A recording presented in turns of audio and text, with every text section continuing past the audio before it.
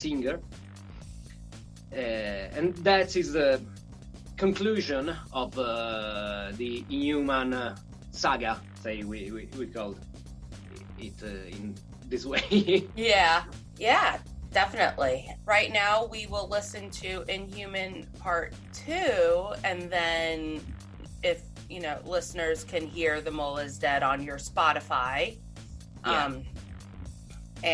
So here is Inhuman Part 2 by Noir.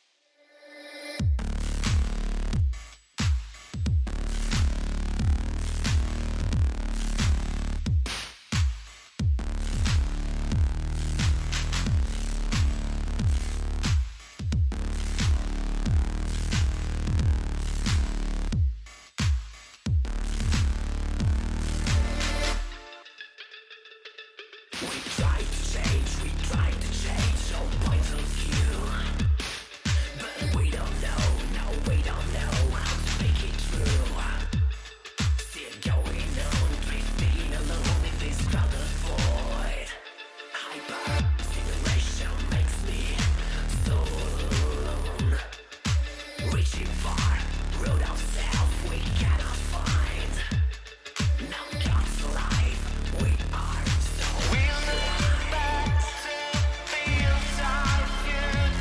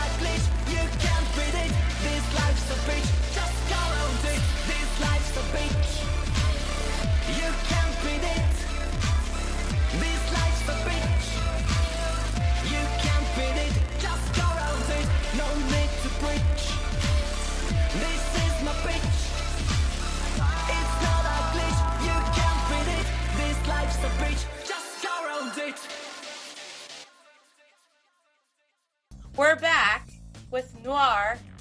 Tell us how you got that name. Right. It's a French name. And it's French because I was born near France. Mm-hmm. And when I was younger, I make my holidays in France. I have parents in France. Mm-hmm. So for me, it's natural to speak French, mm-hmm. you know. And noir mean simply dark. Right. It's very simple, and it's me. I have a big part of me that is very, very dark. Mm-hmm. So that was natural for me, you know. Right. Yeah, and then that comes out in your music. Yeah, hopefully, yeah. And so after your songs came out, you started working with Dido as a co-producer along with Alfredo Grassi. How did this collaboration start with Dido? So we met up 2 years ago for a project that is a community. It's a Time Track Factory community. Right. And we start to collaborate onto this community. Mm-hmm. 1 year ago or less maybe. Dido asked me to being part of his live project as a electronic mangler and guitarist. Mm-hmm. And I worked also on his single that is that comes out on the Christmas Day. Lend Me the Heart. Yeah. I collaborate as a producer. Mm-hmm. And now, me, Alfredo Grassi, and other people of the Time Track Factory community, because the band of Dido, it's entirely formed by community members. Mm-hmm. There are very great musicians onto this community, and we are rehearsing for the tour of Dido. Mm-hmm. Hopefully, when this fucking COVID. We have a deal with a management for the live tour, and now it's a work in progress. Mm-hmm. For him, I am a tourist, simply a session. Mm-hmm. That's very cool. So when did Time Track Factory, when did you join that, or how did that all get started? Oh, I was the first member of the Time Track Factory because when I met up Dido, Time Track was not born yet, you know. Right. And he talked to me about this idea. We can form this community and start working seriously on Instagram for music and take down this fucking market. Right. That all this kind of stuff. I said, yeah, right. I mean, come on. Nice. And so we, after 2 years of work, we have a big community of artists that grow up. We have many activities. The page on the Instagram is Time Track Factory. Mm-hmm. And it's a very interesting pot of artists. Now, what would an artist have to do if they were interested in joining, if they wanted to be a part of the Time Track Factory community? So, simply go to the Instagram profile and send a PM, simply. Ask. Because we choosing projects, it's not open to everyone. We working on the qualities of the projects that we take. Mm-hmm. Because that is very, very, very important. Right. Mainstream markets works on the numbers, and we all know what is. Right. Yeah, it's definitely better to focus on the quality instead of the quantity. Yeah, and working as clean as possible. Mm-hmm. We have no interest to fuck up people. Right. You know, we are all artists, and we support each other. This is the foundation of our community. That's amazing. That's really great. I'm from the different artists that I have been speaking with, I'm finding that a lot of those communities and collaborations are starting to come up. A lot of artists are creating their own little, artistic communities because it just seems to be the way that you can get heard, really. It's better to get this group together to, like you said, overtake the market. Yeah, you don't need anymore to sign a record deal, Mm-hmm. It's not necessary today. Right. You can search and find market simply doing work that is hard on Instagram and social media, but this is the way it's necessary if you want to be an independent artist. Right. A real independent artist. Right. It's crazy how the music sector itself has changed to, and especially with the lockdown. I feel like the lockdown really gave life to these independent artists because it forced them to be independent. Yeah. We are receiving during the first lockdown, but right now, many calls from artist manager that works on the mainstream market that ask us to tell what they can do. They're coming to you for advice? Yeah, that's crazy. Wow. Because they don't know how to work in this new mode. Right.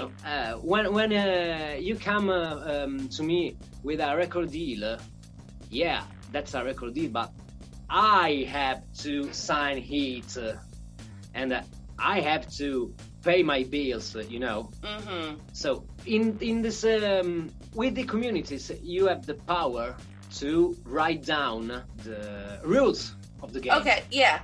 The rule of the game, Yeah. You write the rule, not them. Right, exactly. This is the key. You lose that involvement when you sign with. Yeah. So I'm not against record companies. Let me be clear. If tomorrow I have the chance to sign a good contract, why not? Right. Why not? But it may be a good contract for me, not only for them, Yeah. Oh, absolutely. You have to make sure it's worth it. Yeah. So this Friday, the 30th, you have a new single coming out on Spotify called Away. Yeah. Before we get our exclusive listen, would you like to say anything about it? Yeah. So it's kind of a strange song for me because it's all made by hardware instrument. There is no computer involved, no composing computer involved because the mix was made in a digital domain, in fact, clearly. But it's my further step to my music, and I decide to compose only with hardware music, with the hardware stuff, hardware instrument, because it's more funny to me, and I have a tactical way to make music, a tactical way to making sounds and come up with ideas. It's it's a more touch feel for me.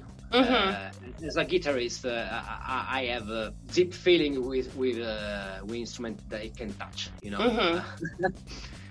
And this is I kind of say a sad song. It's very very dark song. He had a little text, little lyric.